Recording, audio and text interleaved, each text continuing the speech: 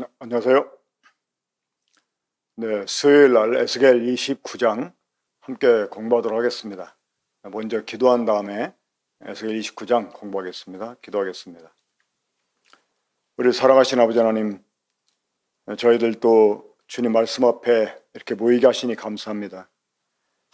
주께서 이쪽에 에스겔 선지자를 통해서 우리에게 예언해 주신 말씀, 이 말씀을 오늘날 저희들에게 듣게 하시오니 주께서 과거 역사 가운데서 말씀하시고 또 말씀대로 행하신 것들을 보면서 오늘날 이 세대에 정 우리들에게 주어지는 메시지를 우리가 듣게 되기 원합니다.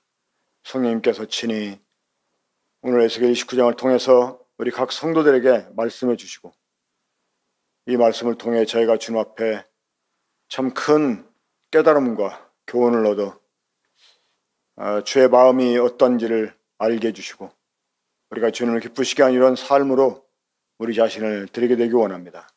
이 시간 주님이 친히 함께 하시고 인도해 주시옵기를 바라오며 우리 구주 예수 그리스도 이름으로 기도합나이다. 아멘. 오늘은 그 PPT로 말씀이 나가지 않을 거니까 유튜브 보시는 우리 형제 자매님들은 성경을 준비하셔서 그 에스겔 29장을 펴시기를 바라겠습니다. 네, 성경 가지고 함께 보면서 오늘 공부하도록 하겠습니다. 자, 에스겔 29장. 우리가 지난 그 3주에 걸쳐서 에스겔 26장, 27장, 28장 공부했는데 그 26장부터 8장까지는 이 두로의 멸망에 관한 그런 말씀 공부했습니다. 그 재물이 풍족함으로 교만해진 이 두로 왕을 이 마귀를 빗대서 하나님이 그의 교만죄를 꾸짖으시고 그로 인해서 이제 이 두로를 멸망케 하실 것을 예언하셨는데 그 예언보다도 조금 더 빠르게 아마 뭐 거의 그 하루 차이보다 한 18일 정도 차이라고 할 수 있나요? 그 두로의 멸망에 관한 말씀은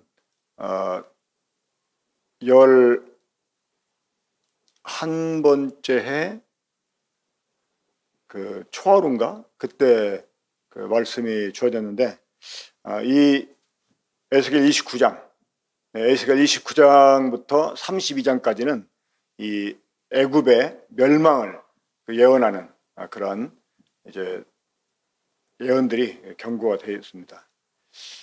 이 말씀은 그 열째 해, 열째 달, 열두째 날, 열째 달이니까 한 2달하고 18일 정도 먼저 이렇게 주어진 말씀이니까 두로에 관한 그 멸망을 하나님이 에스겔에게 말씀해 주기 직전에 이 애굽의 멸망에 관해서 이렇게 하나님이 말씀해 주셨습니다. 자, 이제 2절을 보게 되면 인자 너는 애굽 바로 왕과 온 애굽을 얼굴을 향하여 예언하라. 그런데 이 29장부터 32장까지는 이 애굽의 멸망에 관한 그런 예언의 말씀인데, 자, 하나님이 이 애굽을 왜 멸망 시키려고 하느냐?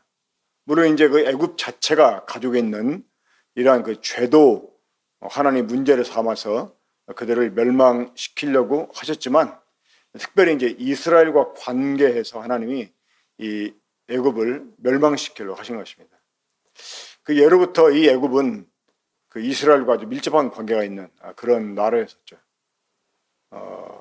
애굽에서 430년 가까이 노예처럼 살던 이스라엘이 이제 해방이 돼서 거기서 벗어났음에도 불구하고 이들은 수시로 그 애굽을 동경하고 또 문제가 있을 때 애굽으로 도망가기도 하고 그리고 또 애굽을 많이 의존하고 그랬었습니다. 그러니까 이 애굽은 이스라엘 사람들에게는 아주 매력적인 그런 나라 중에 하나였습니다. 특별히 이제 그 아시리아와 또 이 바벨론과 이 대치했던 그런 그 역사 속에서 이 특별히 그 남왕국 유다는 이집트를 많이 의지했었습니다. 그러니까 이 애굽하고도 군사 조약을 맺기도 하고, 그래서 나중에는 이제 그 이 유다로 말미암아서 애굽까지도 이 바벨론의 멸망을 이렇게 당하게 됩니다. 자, 먼저 조금 중간쯤 가가지고요.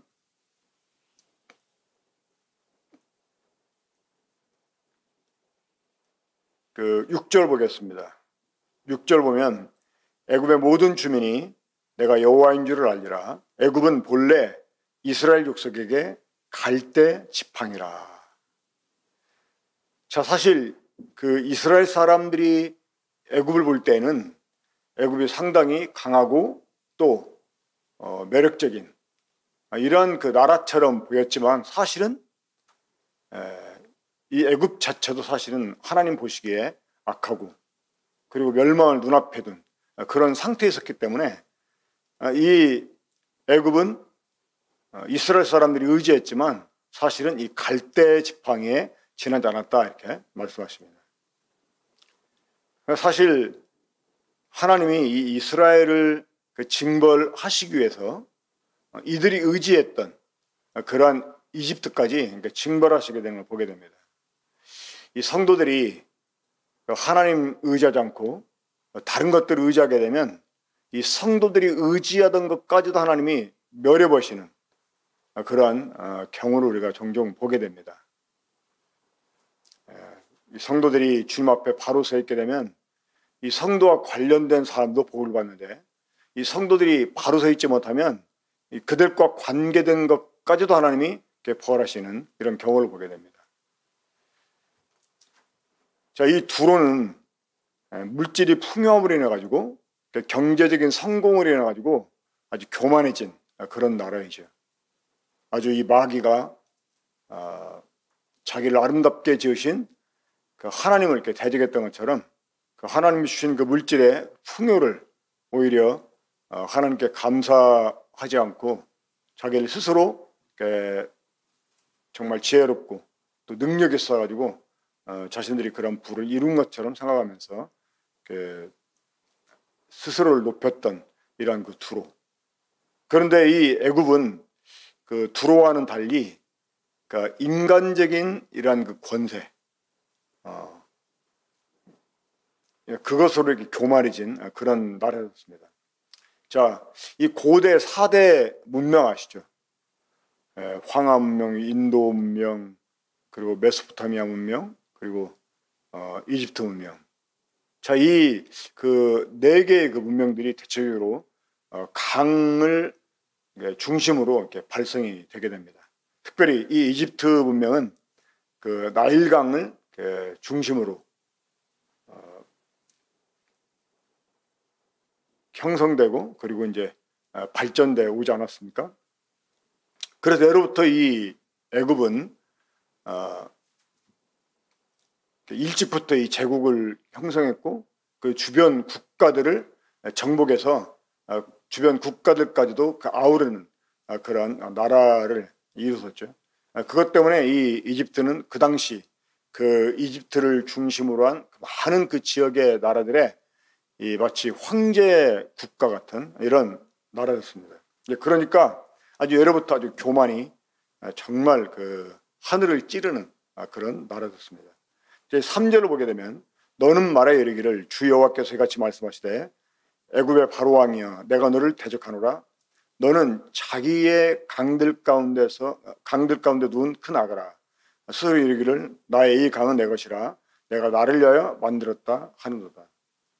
자, 이 나일강에는 나일강에서 사는 악어들이 있었습니다. 지금 하나님께서는 이 이집트 자체를 마치 그 나일강에 살고 있는 큰 악어를 이렇게 비유해서 말씀하셨습니다. 자, 이 강이 있었기 때문에 악어도 살 수 있었던 거죠. 그렇죠? 근데 어느 날 이 악어가 그 강의 왕으로 딱 등극을 하면서 이제는 그 강까지도 자기가 만든 것처럼 아주 그 망발을 이렇게 서슴지 않았습니다. 하나님께서 사람들에게 조건을 주시고 또 그래서 어떤 것들을 형성하게 하시고 그것들을 누리게 하시는데 나중에 사람들이 이제 그것을 누리고 그러다 보면 교만해져 가지고 그것 자체를 마치 자기가 이룬 것처럼 이렇게 생각을 합니다. 자, 이런 그 이집트를 향해 하나님이 이제 그 4절부터 이렇게 경고하십니다.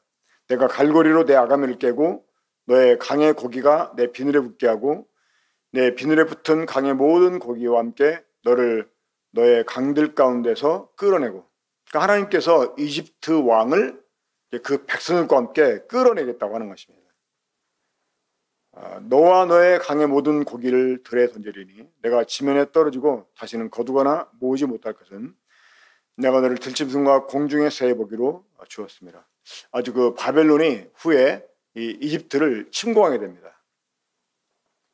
자, 먼저 좀 뒤를 보죠. 17절입니다. 그 17절 보면 27째 해 첫째 달 초하루에 여호와의 말씀이 내게 임하여 이르시되. 그러니까 이제 이 애굽의 멸망에 관한 예언은 그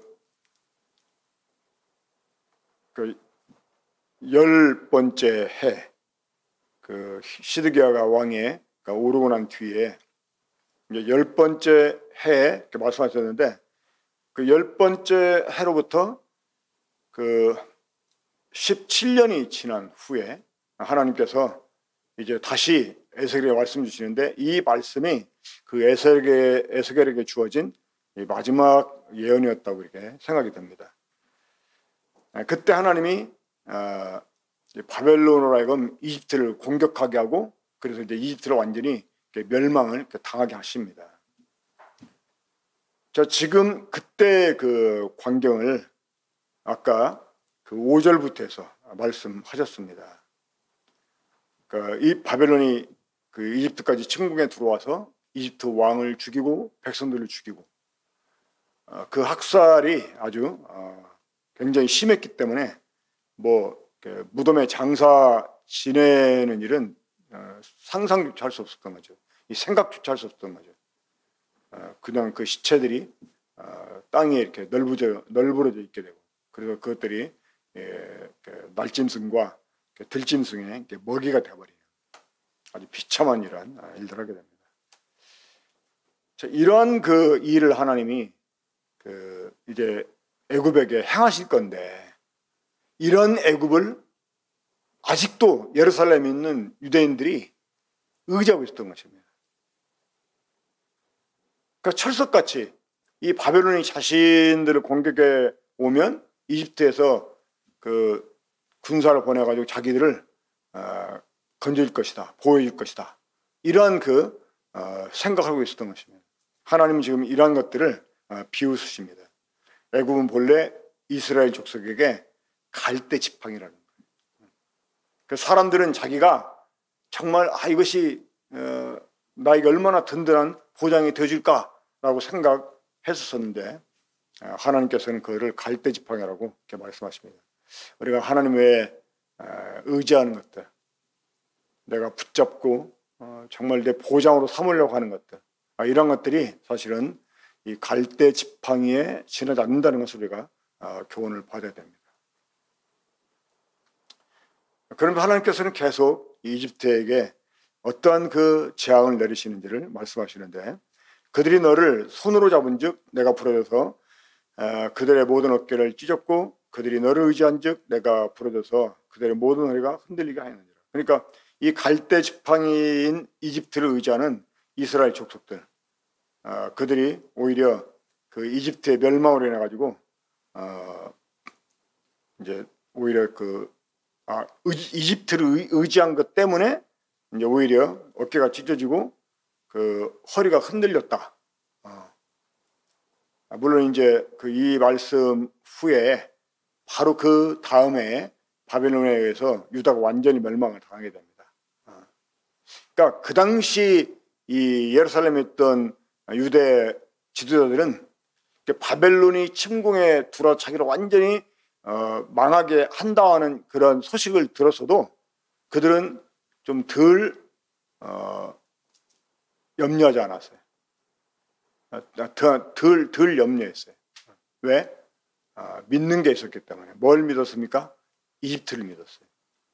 이 갈대 지팡인 이집트를 의지했기 때문에 이들이 조금 안심하고 있었는데 하나님이 이제 유다를 오히려 바벨론에서 먼저 멸망을 이렇게 당하게 하십니다.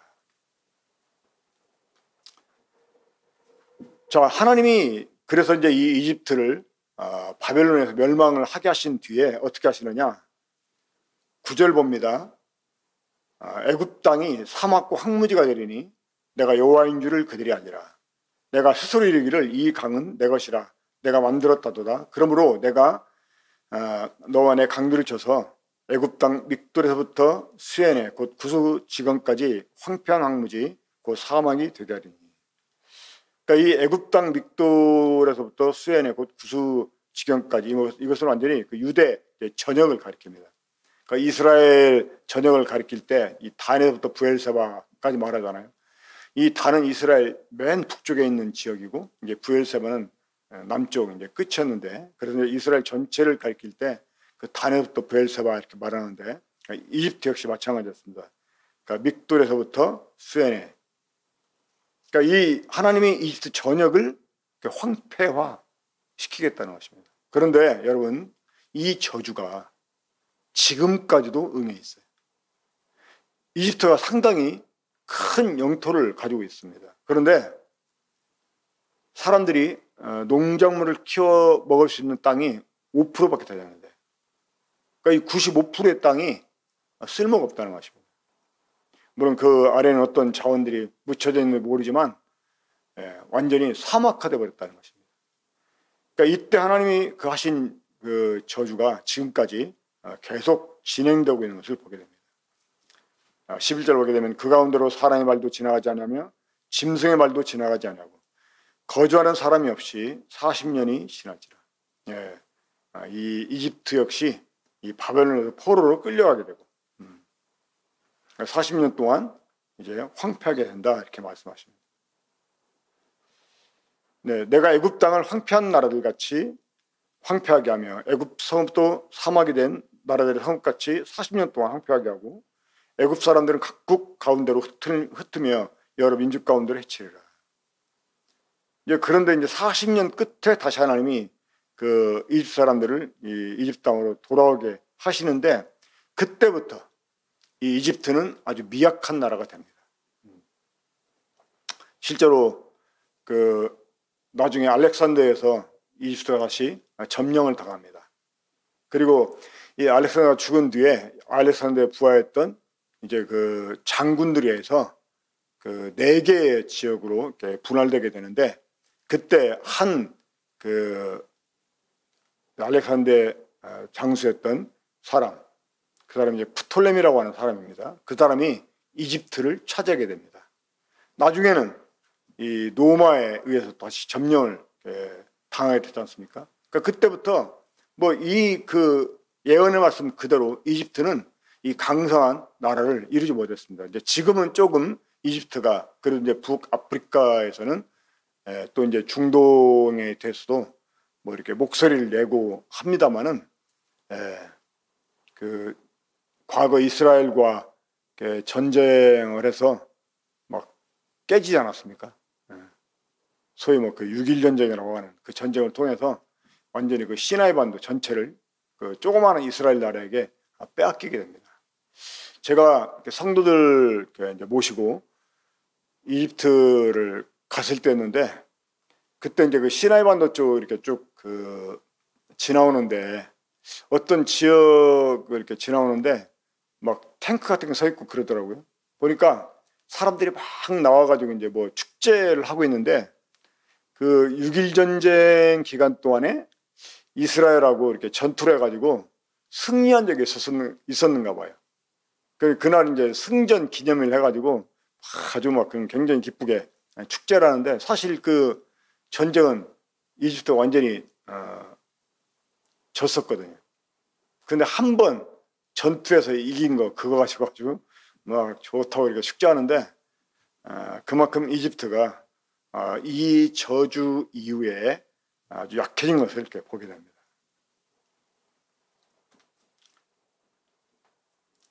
그래서 16절 봅시다. 그들이 다시는 이스라엘 족속의 의지가 되지 못할 것이요 이스라엘 족속은 돌이켜 그들을 바라보지 아니하므로 그 죄악이 기억되지 아니하리니 내가 여호와인 줄을 그들이 알리라 하셨다. 그러니까 하나님이 만약에 이 유다가 이집트를 의지하지 않았다면 하나님이 이집트를 그냥 교만 해도 내버려 뒀을 거예요. 근데 이 바벨론을 하나님이 들어가지고 지금 유다를 징치하려고 하는데 이것들이 이집트를 의지하고 두려워하지 않는 거예요. 하나님의 경고를 무시하고. 그러니까 하나님이 이것들 봐라 하고 그들이 의지하던 이집트까지 하나님이 멸망을 시켜버린 것입니다. 그래서 이제 그들로 하여금 더 이상 이집트를 의지하지 못하게. 그러니까 이 성도들이 정말 주님만 의지하지 않고 사람들을 의지하면 우리 때문에 괜히 그 사람 하나님이 어렵게 만드는 경우가 있습니다. 우리가 의지하지 못하게 하려고. 그러니까 성도들은 주님만 의지해야 됩니다. 자, 17절 아까 보았던 말씀인데 27째 해 이때가 이제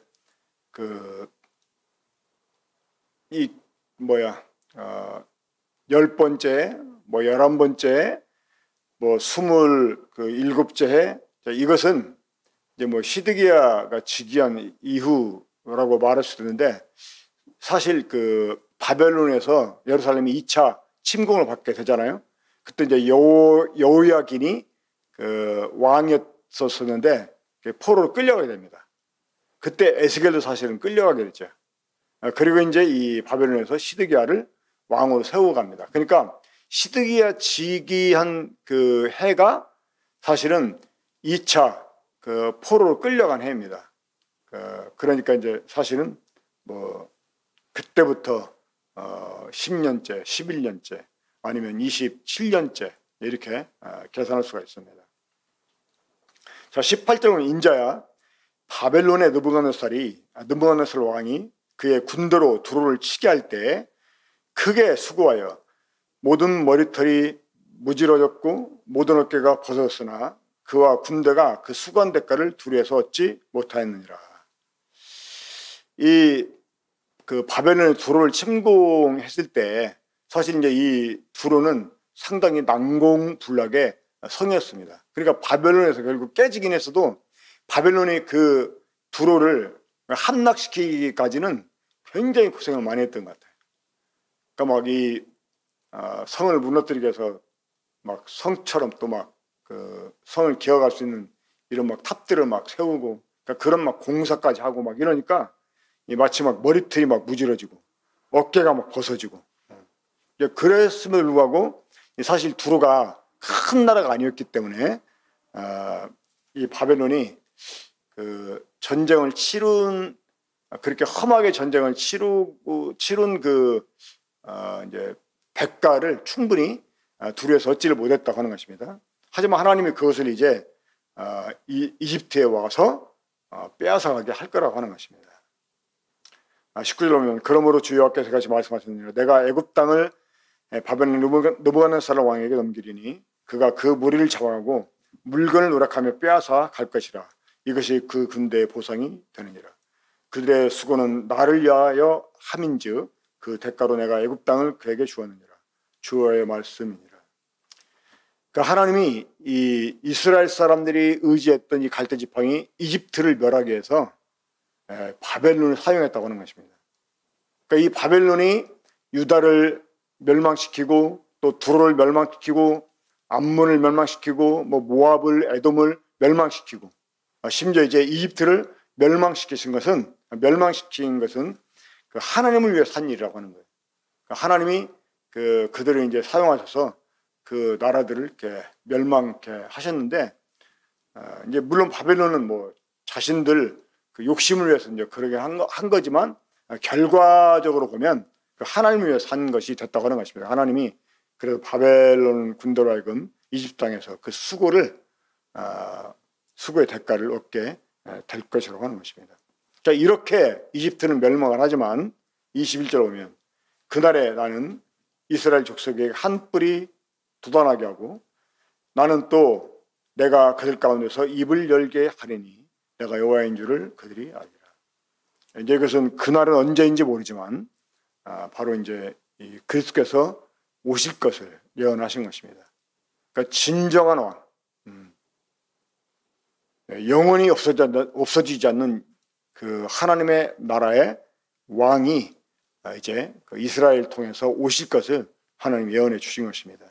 그러니까 이 뿔은 권세를 상징하죠. 그러니까 왕을 상징을 합니다.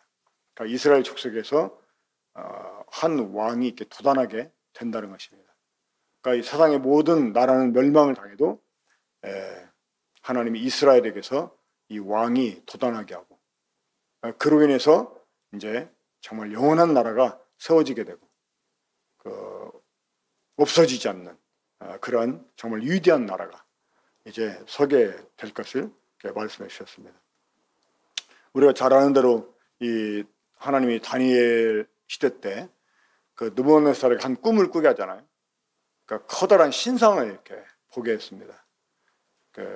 머리는 금이고 가슴과 팔은 은이고 이 배와 허벅지는 동이고 그리고 이제 종아리부터 종아리는 이제 그 철 그리고 이제 그 발 쪽으로는 철과 이제 흙이 섞여 있는 이게 이제 그 바벨론, 페르시아, 헬라, 로마 그리고 이제 나중에 그 재건되는 로마 제국을 이렇게 쭉 말씀에 주고 있었던 건데 그 사람이 던지자라는데 돌 하나가 떠 있었어요.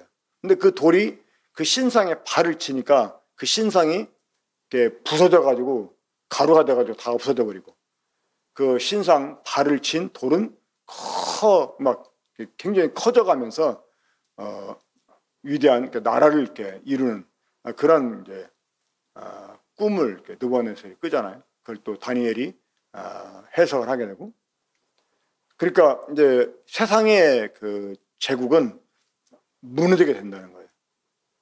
하나님 보내신 그리스도로 인해서 무너지게 되고 이 세상 나라는 무너지지만 그리스도 나라는 오히려 정말 더 커지게 되고 그래서 영원히 계속될 것을 말씀해 주십니다. 그러니까 우리가 정말 의지할 것은 세상의 그 권력도 아니고 세상의 권세 있는 자들도 아니고 또 물질도 아니고 오직 하나님 뿐이시라고 하는 거 오늘 우리가 이 에스겔 29장을 공부하면서 우리 가슴에 깊이 새겼으면 좋겠습니다. 우리가 하나님 의지하는 데 떠나서 다른 걸 의지하게 되면 하나님이 그런 나를 징계하시기 위해서 나와 관련된 사람 징계하셨다는 것 이것을 오늘 우리가 29장을 통해서 배웠으면 좋겠습니다. 그러니까 갈대 지팡이에 지나지 않는 이집트를 의지했던 유다 그래서 오히려 하나님의 경고를 듣지 않았던 유다 하나님이 그 유다를 징벌하시기 위해서 그들이 의지했던 이집트까지 징벌했다는 사실 여러분 기억하시고 우리가 온전히 하나님만 의지하는 그런 사람들이 되길 바랍니다. 기도하고 마치겠습니다. 아버지 하나님 오늘 에스겔 29장을 통해서 우리에게 교훈해 주시니 감사합니다. 정말 천상 천하 어디에도 우리의 의지는 하나님밖에 없음을 이 시간 고백합니다. 아버지 하나님 그러나 우리가 때때로 이 보이지 않는 하나님을 잊어버릴 때가 있고 사람을 두려워하거나 우리가 참 하나님의 다른 것들을 우리의 의지로 삼으려고 하는 적이 얼마나 많았었는지요. 아버지 하나님 이것이 얼마나 큰 악인지요. 이런 우리 때문에 오히려 우리와 관계된 사람까지도 참 하나님의 징벌을 받게 되는 이 참 교훈을 우리가 기억할 수 있게 해주시고 그래서 정말 갈대 지팡이 같은 것들을 우리가 더 이상 의지하지 않고 오직 하나님만 의지하고 살아가는 참 저희가 되게 주시길 원합니다. 오늘 에스겔 29장을 통해서 우리에게 주신 이 교훈을 인하여 감사드리옵고 이 모든 것을 주 예수 그리스도 이름으로 기도합나이다. 아멘. 네, 이상으로 수요집회 마치겠습니다. 계속해서 그 나무향기 그 콰이어 타임 잘 가져 주시고 또 노트 작성해서 나눠 주시고 또 교회를 위해서 성도를 위해서 또 영혼 구원을 위해서 기도하는 이러한 시간을 가져 주시길 부탁을 드리겠습니다. 네, 이상으로 마치겠습니다.